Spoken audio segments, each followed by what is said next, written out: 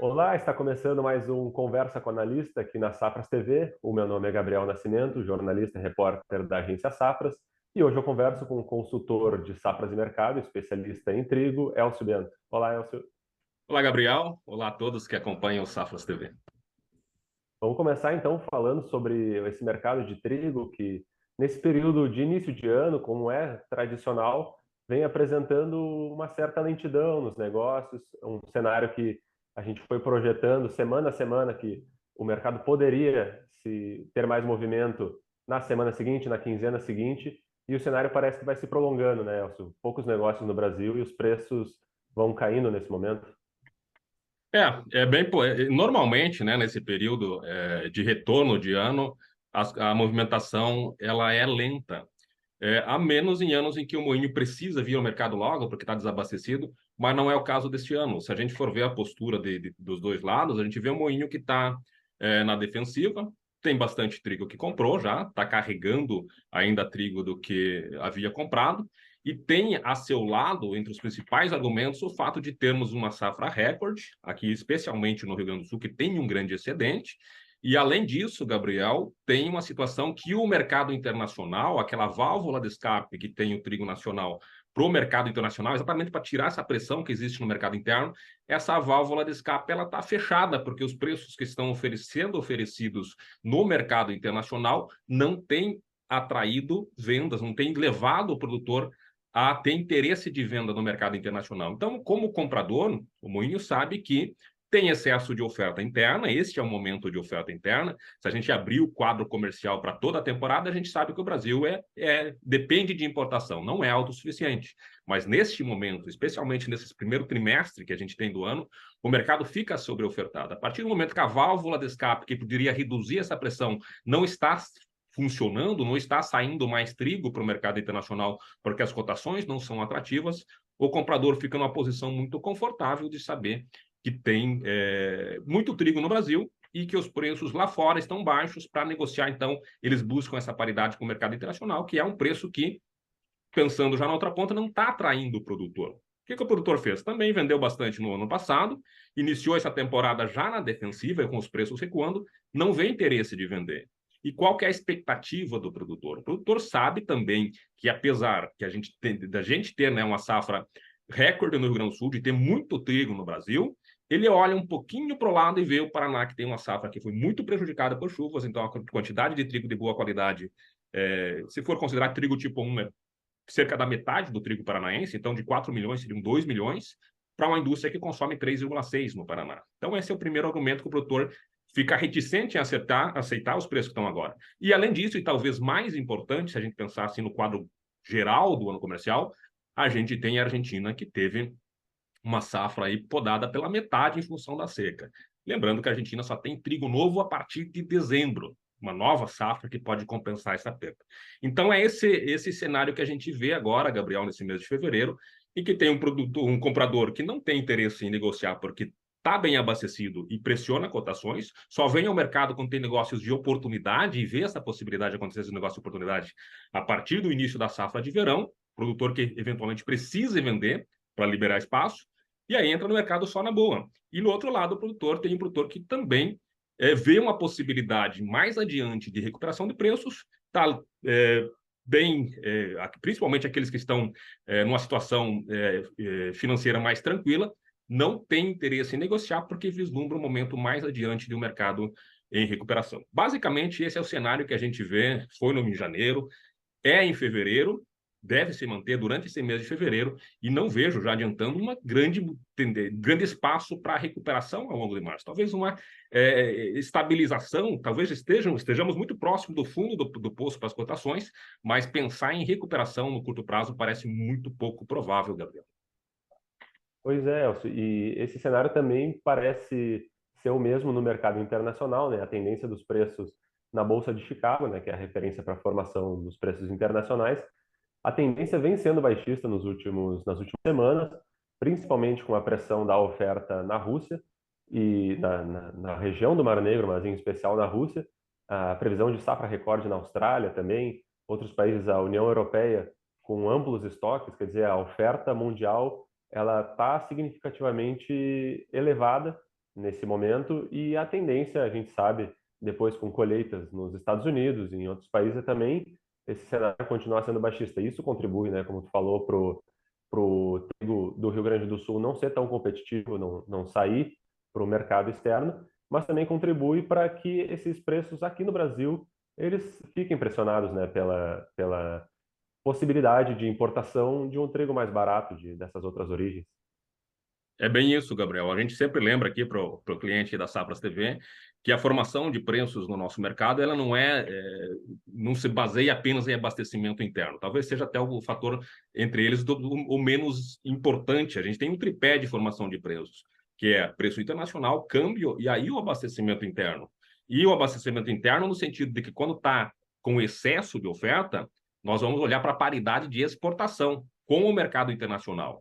A paridade de exportação depende de preços internacionais e câmbio. São essas as duas variáveis que vão formar o preço aqui. E numa outra situação de escassez de oferta, que deve ser durante a nossa entre-safra, aí também nós vamos olhar para o mercado internacional, mas pela paridade de importação.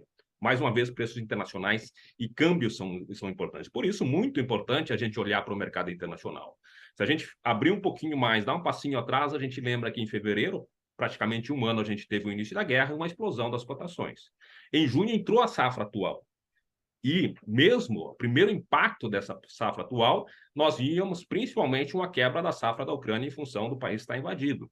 Só que nós fomos, ao longo do ano, percebendo que, primeiro, se a gente olhar só para o Mar Negro, a produção expressiva, a safra gigante que a gente tem na Rússia, mais que compensou a perda da Austrália. Se a gente colocar em termos fundamentais, no frigir dos ovos, a gente tem a Rússia aumentando o seu excedente de produção em relação ao consumo em 17 milhões, enquanto a Ucrânia reduziu em 12 milhões. Então, só aí a gente teria já a compensação.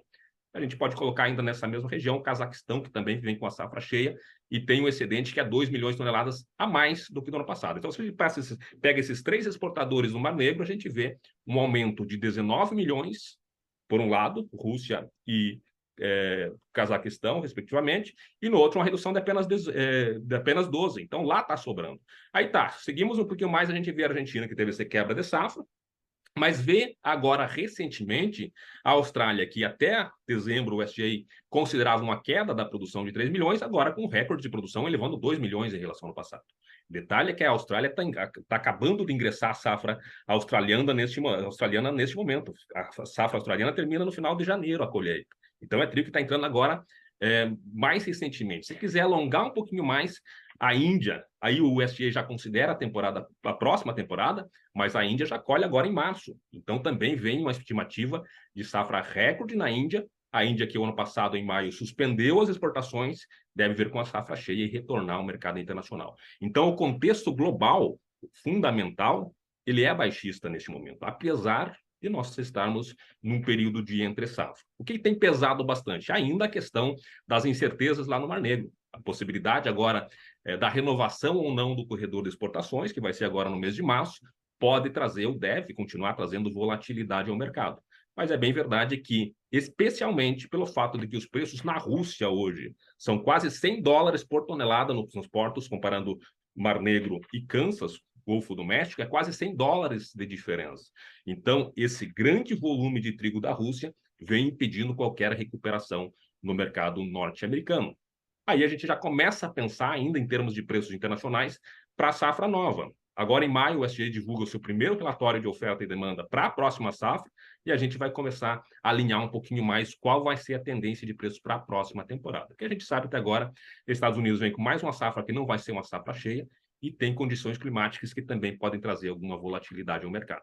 Mercado muito incerto, mas eu acho que não existe espaço para grandes movimentações, tanto para baixo quanto para alto no mercado internacional. Tudo vai depender, claro, dessa situação de safra que vai entrando agora e eventuais notícias que vêm do Mar Negro. A grande verdade é que aquela volatilidade que nós tivemos há um ano, quando iniciou a guerra, ela não deve ocorrer, o mercado já precificou o pior dos cenários para a guerra. Então é isso que a gente tem em termos de mercado internacional, uma situação ainda de definição da próxima safra, e, se a gente considerar ainda a questão da safra australiana, um momento ainda em que os compradores estão bastante tranquilos, preços na Rússia hoje em torno de $300, Se a gente pensar aqui no mercado gaúcho, a indicação é de $320 no porto para exportação. Então, o nosso produto brasileiro, ele acaba, os agentes do mercado interno brasileiro acabam olhando para esses números de mercado internacional e veem um preço russo ainda muito barato e achatando cotações internacionais como um todo. Sim. E agora, para finalizar, Elcio, o terceiro pilar, né, dessa formação de preço no Brasil, que é o câmbio, talvez o mais complicado, eu diria, de se falar nesse momento, porque nos Estados Unidos, os dados de inflação favoreceram uma tendência de alta para o dólar, o que pressiona para baixo os preços em Chicago.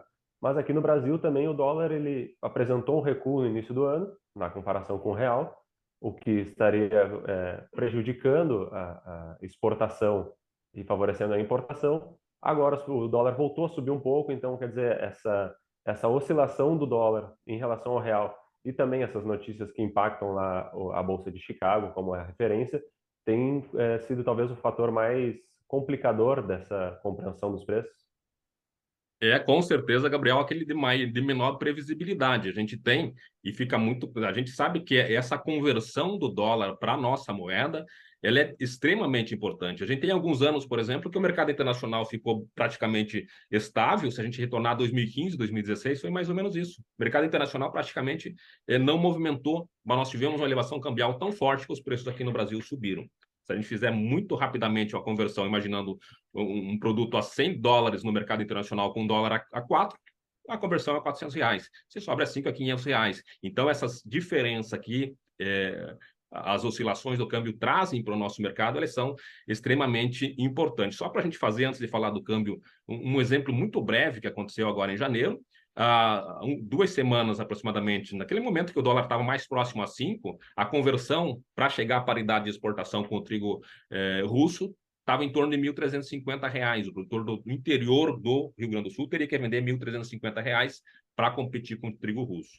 Recentemente, com a elevação do preço da Rússia, é bem verdade, subindo um pouquinho, mas com o dólar saindo do patamar de 5 para 5,20, essa paridade já foi para 1.400. Então, é muito sensível a formação de preços no Brasil, é muito sensível a oscilações cambiais. E em relação ao comportamento do dólar, como tu falaste, no mercado internacional, a gente tem o dólar norte-americano valorizando, isso porque as taxas de juros nos Estados Unidos continuam elevadas, os números norte-americanos mostram a economia ainda acelerada e, claro, o Banco Central norte-americano, o Fed, tende a continuar com taxas de juros elevadas.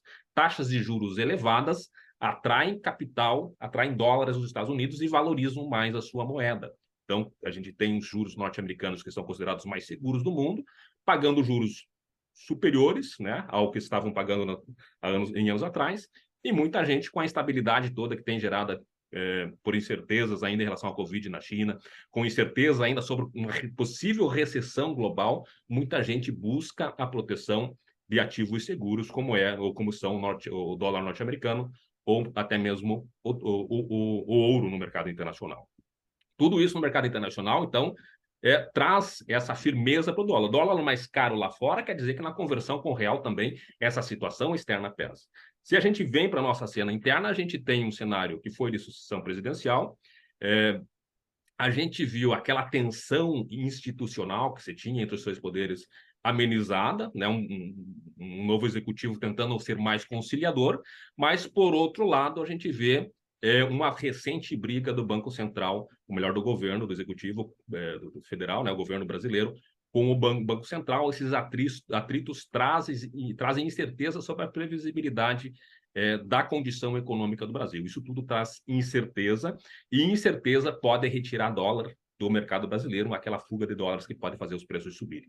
Pesa contra isso, né, essa saída, aí numa situação de balança comercial que é favorável e taxas de juros elevadas. Uma taxa de juros no Brasil de 13,75 atrai capital especulativo. Mesmo sendo uma economia emergente que tem um risco maior, quando se compara aos juros pagados em economias desenvolvidas, ainda a possibilidade de investir no Brasil atrai dólar, isso também contribui para impedir uma explosão das taxas de juros. Uma possibilidade de uma flexibilização dessa questão mais de austeridade fiscal, especialmente no Brasil, pode fazer o dólar subir.